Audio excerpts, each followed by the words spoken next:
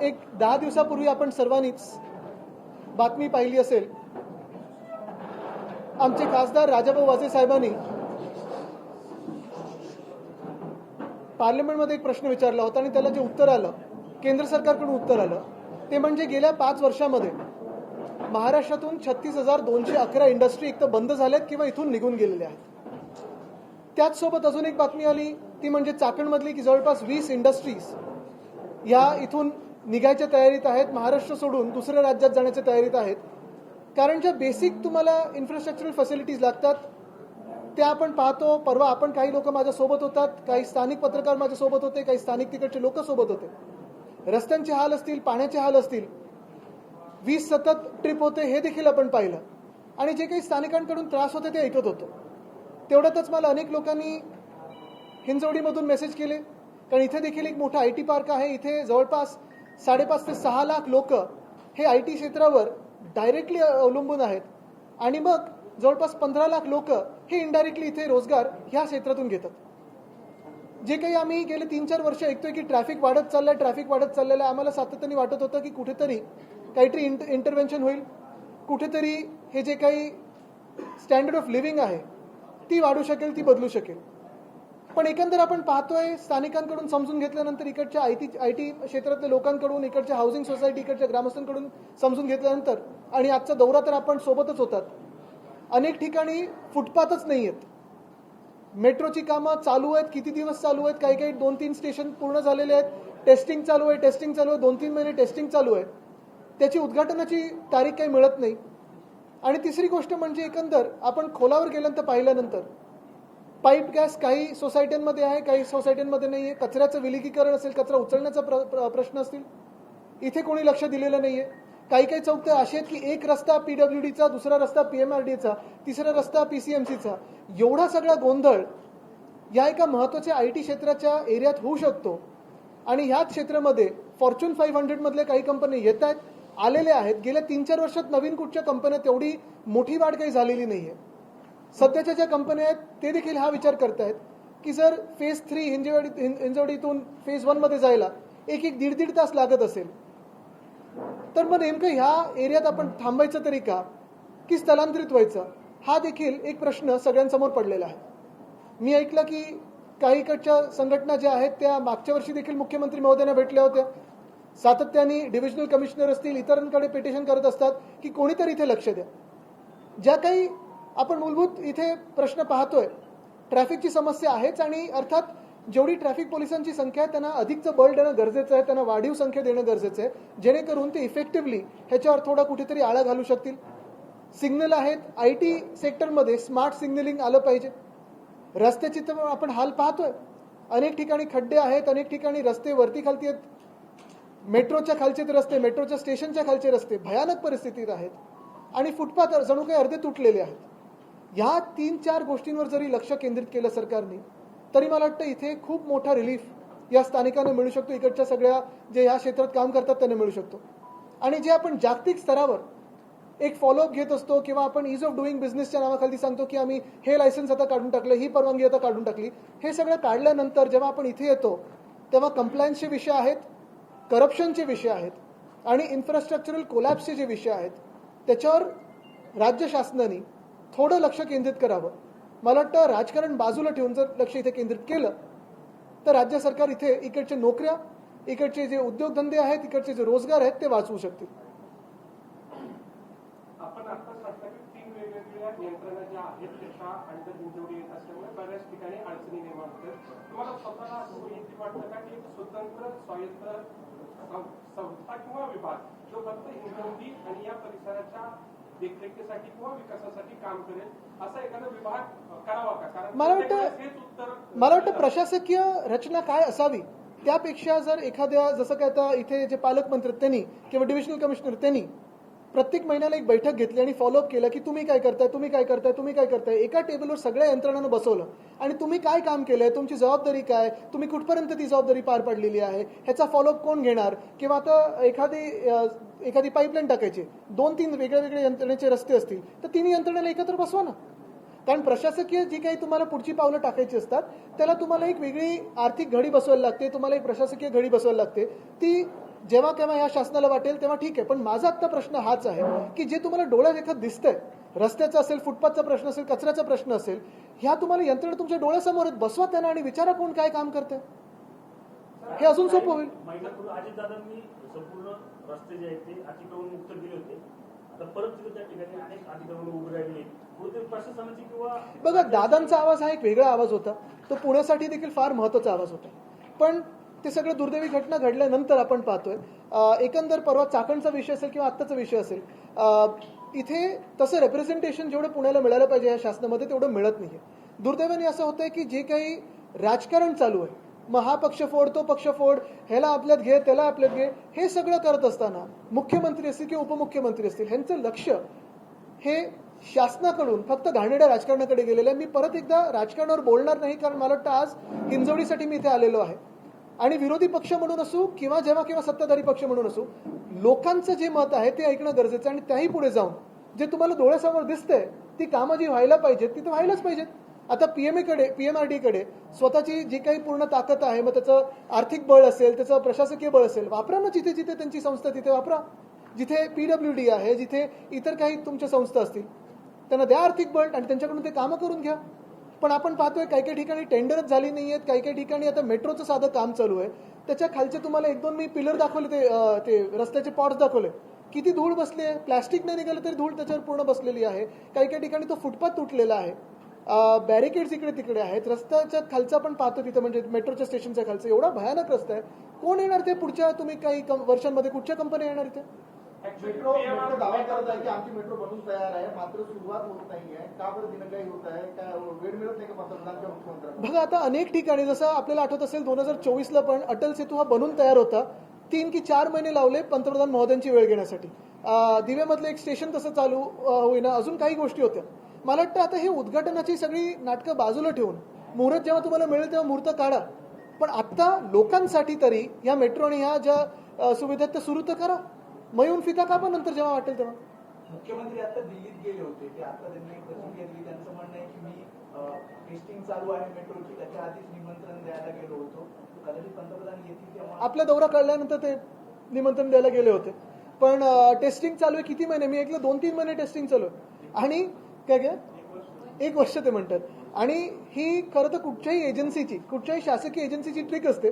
जोपर्यंत एखाद्या मुख्यमंत्र्याची किंवा मंत्र्याची वेळ मिळत नाही तोपर्यंत रंगरंगोटी चालू ठेवा, टेस्टिंग चालू ठेवा, ब्रिज असेल तर लोड टेस्टिंग चालू ठेवा, लाईटचं कनेक्शन पूर्ण करू नका, म्हणजे दाखवायला मोकळे की बघा अजून तयार नाही झालं म्हणून मुख्यमंत्र्यांची वेळ मिळत नाही. आदित्यजी, ज्या प्रकारे रस्त्यावरती घटनेचं साम्राज्य याच परिसराला पाणीवडी काल 11 वर्षाच्या मुलाचा जीव गेलेला आहे. तिथे पण मला वाटतं मागच्याच आठवड्यात ह्याच स्थानिक लोकांनी तिथे आंदोलन करून तिथे एकत्र येऊन प्रशासनाला जाग आणण्याचा प्रयत्न केला, पण प्रशासन झोपलेले. आणि मग जीव कोणाचा गेल्यानंतर 4 लाख 5 लाख असं काही तुम्ही कॉम्पन्सेशन देता, पुढे काय? एक मिनिट इकडचं एकूण परिस्थिती पाहिली तर पुणे जिल्ह्यातील जे उद्योग आहेत दोन्ही चाकण हिंजवडी दोन्ही म्हणजे IT मॅन्युफॅक्चरिंग सगळं उद्योग एकत्र जायच्या तयारीत आहेत. बऱ्याचशा IT कंपन्या ज्या आहेत यापूर्वी गेलेल्या पण आहेत. अशा वेळेमध्ये उद्योगधंदे आणण्याचा राज्य सरकारकडून मोठा दावा केला जातो, मात्र परिस्थिती वेगळी आहे. तुम्ही कसं पाहता? आपल्याला आठवत असेल जेव्हा महाराष्ट्र राज्याचा अर्थसंकल्प सादर झाला मार्चमध्ये, तेव्हा माझी पहिली प्रतिक्रिया ही होती मुख्यमंत्र्यांच्या भाषणानंतर की मुख्यमंत्री ॲलिस इन वंडरलँड सारखे वागत आहेत. त्यांना वाटतं सगळं काही चांगलं आहे, सगळं काही अलवेल आहे, पण जमिनीवर परिस्थिती फार वेगळी आहे. एका बाजूला आपण जागतिक स्तरावर चर्चा करतो की आर्टिफिशियल इंटेलिजन्स असेल, टेक्नॉलॉजी असेल, ह्यामुळे जॉब्स कमी होतील किंवा रिप्लेस होतील. आणि आपल्याकडे दुर्दैवाने रस्त्यावर खड्डे आहेत, जिथे प्लॉट्स दिलेत मॅन्युफॅक्चरिंग प्लांट्सना किंवा IT क्षेत्राला, तिथे इलेक्ट्रिसिटीचं पूर्ण काही सप्लाय नाही आहे. पाण्याचा अजून सप्लाय इथे हाऊसिंग सोसायटीजनं झाला नाही आहे. इथे जे आजूबाजूला एम्प्लॉईज राहतात किंवा इतर रहिवासी आहेत त्यांना जी काही प्रत्येक शहरामध्ये नागरी सुविधा मिळायला पाहिजे ती मिळत नाही आहे. ह्याच्यामुळे महाराष्ट्रातून ह्या कंपन्या जेव्हा स्थलांतरित होतील ते जॉब्स गेल्यानंतर तो जो धक्का असेल तो फार मोठा असेल. परवाकडे पण चाकणमध्ये जे मी बघत होतो 20 कंपन्या ह्या इथून स्थलांतरित जर झाल्या दुर्दैवाने तर जवळपास 4,500 ते 5,000 नोकऱ्यांवर, रोजगारांवर फरक पडू शकतो. आहेत का तेवढे संधी आपल्याकडे उपलब्ध करून देण्यासाठी? नाही आहेत. आणि मुख्यमंत्री एका बाजूला डायव्हर्सला किंवा कुठेही जाऊन परदेशी जाऊन मोठ्या मोठ्या सह्या करून येतात, पण मग आपण जे आहेत, ज्या कंपन्या आहेत त्यांच्याबद्दल का नाही लक्ष देते? सर ये सब प्रॉब्लम सबको पता है, एक सिक्योरिटी गार्ड से लेकर आईटी कंपनी के ओनर सबको पता है। पिछले सालों सॉरी, आपण प्रेस से नहीं रेजिडेंट ओके, चलो एक सवाल लेते रेजिडेंट से, बाकी तो अभी चर्चा आपसे हुई, लेकिन इस जी तो सर ये सालों साल से प्रॉब्लम्स हैं, वर्स्ट ही होती जाती है। मैं 22 साल से इधर हूँ, बेस्ट था इंजीनियरिंग, गुड हुआ, वर्स्ट हो चुका है, प्रॉब्लम सॉल्व नहीं हो रही और हमें अब उम्मीद भी नहीं है कि प्रॉब्लम सॉल्व हो। PMRDA, MIDC, स्टेट गवर्नमेंट, किसी के पास ले जाओ सिर्फ मीटिंग होती है, आश्वासन मिलते हैं, काम नहीं हो रहा। अभी हम ऐसा क्या करें कि ये काम हो? हमको 1 साल का टारगेट रखना अपना, 15 अगस्त 2027 को रिवर्स प्लानिंग करके जो सारी ये प्रॉब्लम हम डिस्कस कर रहे हैं, we need to have a plan. बिल्कुल। 15 दिन का, 30 दिन का, 60 दिन का, 180 दिन का, 1 साल का, जो काम 2 साल 3 साल में होता है वो भी, बट एक्शन होना चाहिए। वो करने के लिए आप हमें क्या सकते हैं? मैं तो यही सपोर्ट दूंगा कि जो भी आप यहाँ, एक तो ऑफकोर्स मीटिंग्स होंगी या जो भी है वो तो आप करते रहेंगे स्टेट लेवल पे, लेकिन अगर कोई आंदोलन हो, कोई आंदोलन की पुकार हो, तो बिल्कुल पूरा साथ हम आपके साथ रहेंगे। और आपने देखा होगा हमें तो अभी जेनजी से हिम्मत लेनी पड़ रही है, सारे हमारी जनरेशन को, लेकिन मुझे लगता है कि यही बात है कि जब तक कोई आंदोलन नहीं होता है, जब तक सरकार की आंखें नहीं खुलती है, तब तक ये सरकार हिलती नहीं है। अभी परसों जब मैं गया वहाँ चाकंड में, और उसके साथ ही जो ऐसी मेरी एक मीटिंग हुई इंडस्ट्रियलिस्ट के साथ, उसी के बाद दूसरे दिन इंडस्ट्रीज मिनिस्टर को वहाँ जाके 5 घंटा बैठना पड़ा और सबको साथ लाने पड़ा। अभी उन्होंने 31 अगस्त की टाइमलाइन दी है, डेडलाइन दी है। 1 सितंबर को या फर्स्ट वीक ऑफ सितंबर में जाने वाले वापस चाकंड, और कितना काम हुआ देखने वाला। ऐसे ही यहाँ भी करना होगा। तो यहाँ भी 15 दिन या 20 दिन के बाद मैं वापस आता हूँ, और क्या कोई आपसे अप्रोच हुआ है नहीं हुआ है शासन से, ये देखते हैं ना, तो एक आंदोलन पुकारना पड़ेगा हमें। मुंबई जाम करण्याचा इशारा पुन्हा देण्यात चालला आहे। मला वाटतं मी आपल्याला आज फक्त हिंजवडीवर येईन, कारण आज हा विषय महत्त्वाचा आहे। हा खूप महत्त्वाचा विषय एवढ्यासाठी आहे कारण आपण पाहतोय, एक नुसतं ही काही क्षेत्राची चर्चा नाही आहे, शहराची चर्चा नाही आहे, पण तरुणांच्या रोजगाराच्या संधी इथून निघून जाण्याची चर्चा।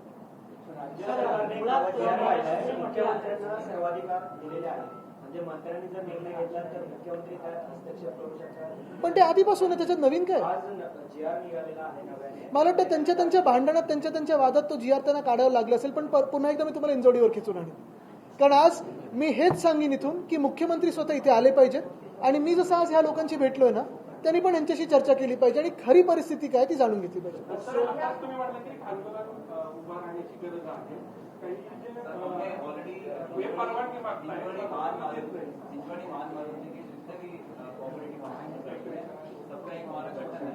हमने जाके ऑलरेडी 6 सितंबर के लिए आंदोलन के लिए पुलिस से भी परमिशन मांगी है, आपको परमिशन कोई भी आंदोलन परमिशन से होता ही नहीं है। अगर आंदोलन करना है, अपने हक खींच के लाने हैं, तो आपको रास्ते पे आना पड़ेगा और हम साथ में रहेंगे। 6 सितंबर को कैन भी मतलब ठीक है, डन, पूरी ताकद देंगे। खड्ड्यांचा विषय जो आहे, खड्ड्यांचा विषय सध्या राज्यभरात गाजत आहे। उद्योगमंत्री चाकणच्या दौऱ्यावर होते आणि ते दौऱ्यावर असल्यामुळे इकडचे रस्ते हे मऊ करण्यात आले होते। त्यांचा दौरा संपल्यानंतर पुन्हा एकदा त्याच रस्त्यांमध्ये खड्डे पाहायला मिळाले। नाही, उद्योगमंत्री आणि डांबराचं आणि रस्त्यांचं खूप जवळचं नातं असं मी त्यांच्या जिल्ह्यातून ऐकलेलं आहे।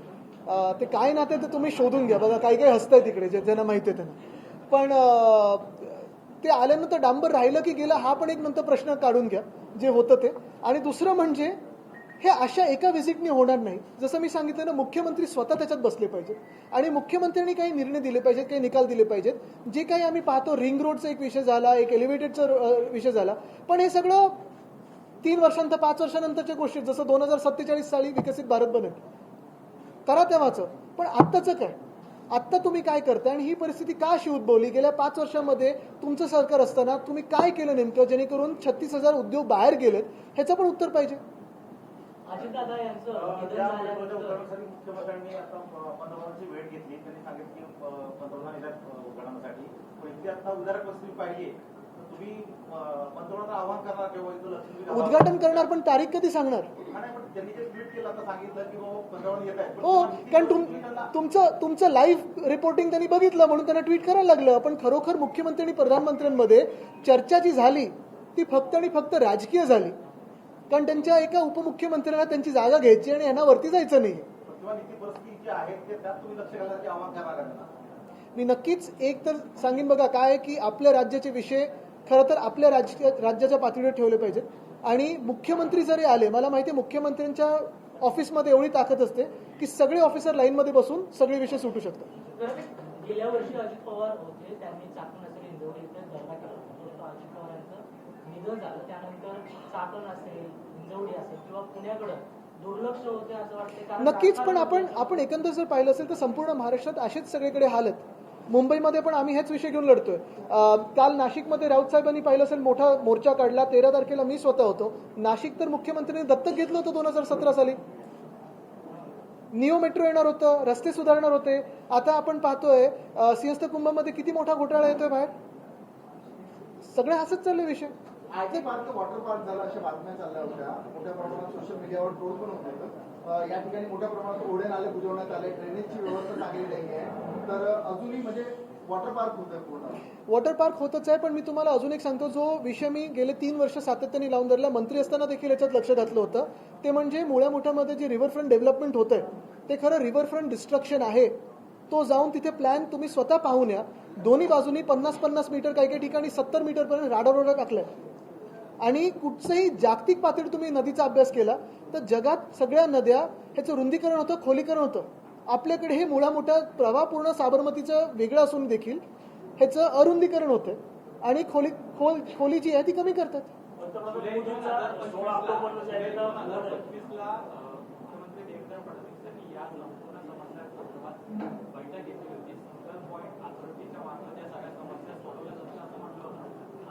आता जुलै 2025 आणि आता ऑगस्ट 2026 एक तरी गोष्ट याच्यातली सुटली का बघा. म्हणजे मुख्यमंत्री महोदय स्वतःच्या मित्रांना, एका भाजपच्या आमदाराला मुंबईत 16 एकर जागा अशीच फुकटात देत आहेत. दुसरीकडे काही काही जागा अशा दुसऱ्या मित्रांना देत आहेत. जागा देण्यात सुटलेले आहेत मुख्यमंत्री महोदय, पण जे प्रश्न सोडवायचे ते काही प्रश्न सुटत नाही. इथे रस्ते होत नाहीत, मात्र शक्तीपीठसाठी 1 लाख कोटी रुपये सरकार खर्च करत आहे. ते आहे पुण्यात तो काय हाय रॅपिड मास तो ट्रान्सपोर्टचा आहे, तिकडचा रिंग रोड आहे. असे अनेक विषय जे गरजेचे नाही आहेत. ठाण्यात देखील तसंच चाललंय. 16 ऑक्टोबरला पंतप्रधान बारामती चांगलंय. मी तरी इंजोडीला आलो, परत पुढच्या महिन्यात येणार आहे. आणि काय नक्की शासन हल्लंय 6 तारखेला तर त्यांनी आंदोलन सांगितलं. 6 तारखेच्या आंदोलनाला आमचा पाठिंबा आहे.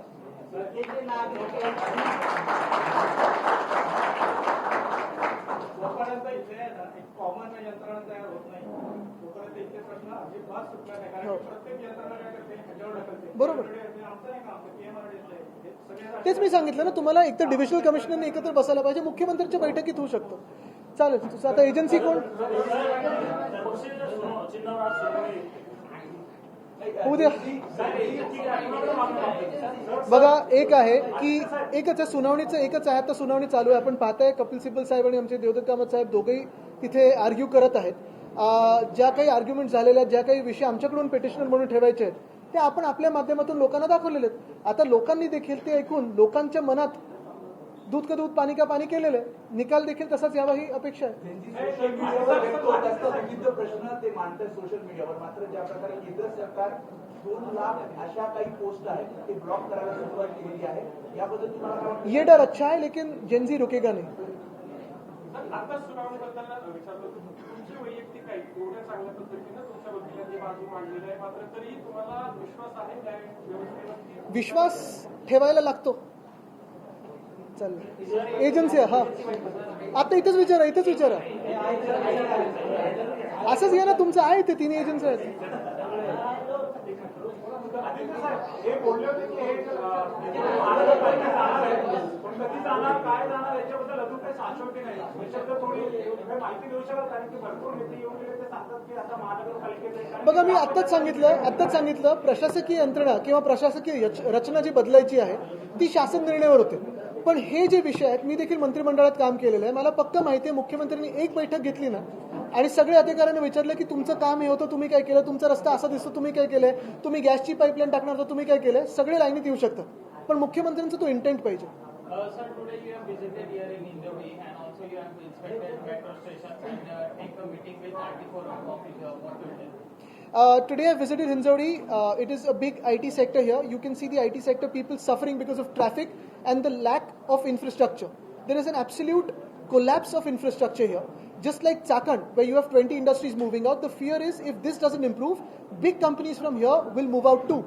The bigger issue is not just about infrastructure or corruption. The biggest issue is because of infrastructural collapse and corruption, when industries and sectors move out, there is a huge job loss that the state has to suffer, and that is what we must fight against. Yesterday, an 11-year-old child has been died due to bad roads in an accident. There have been multiple accidents. Just yesterday, one 11-year-old child has passed away because of an accident. Yet the government refuses to wake up. There is a protest called by all the local residents and employees here on 6th of September, and we will wholeheartedly support that protest.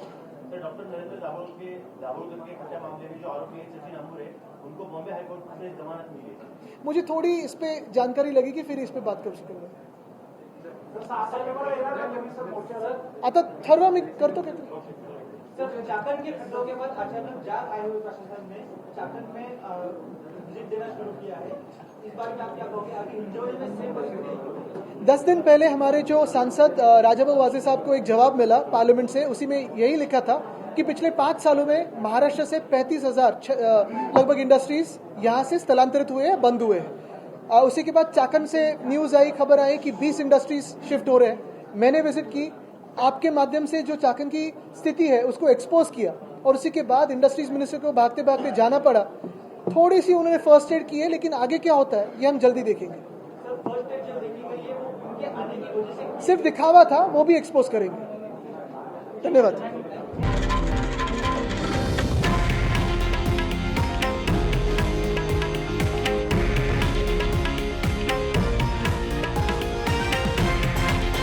हे आहे देशातील number 1 news network आणि आपण पाहत आहात TV9 Marathi, एकमेव.